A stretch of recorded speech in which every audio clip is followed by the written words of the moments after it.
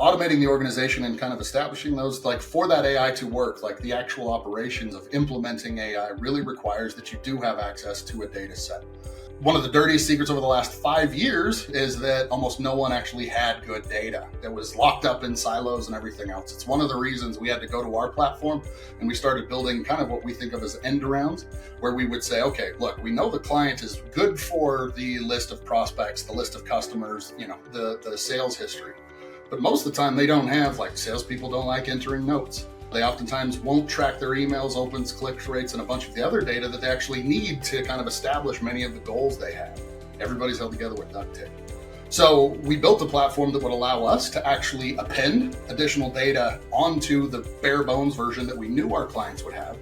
And then we could add more. So if you're trying to establish AI in your organization, here's the first thing is, one, you need to track what you're actually doing and what you're trying to improve. So if it's like, hey, we're trying to do better in outbound, it's like, well, you damn well better be checking who actually at least responded, which should be a no-brainer, super easy to do. But simultaneously, if you aren't tracking, one, I want to go, yes, we can track and we can reverse engineer and pull out of their sent email inboxes what they actually sent to the person, no problem there.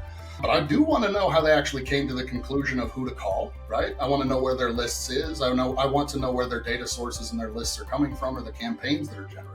So a lot of this is you have to have your basic framework of like Google Analytics, your CRM. You have to have something like that. Operating out of a spreadsheet is kind of a sucker's game. Like if someone hops on, they don't. But if they did hop on a call and they said, hey, here's all my contacts, and they just showed me a spreadsheet, I'd be like, best of luck to you. Tell me how that goes.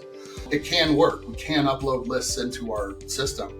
But if that's how they're tracking the conversions, the human element on capturing those is bad enough that most of the time you need passive data collection for this stuff to work.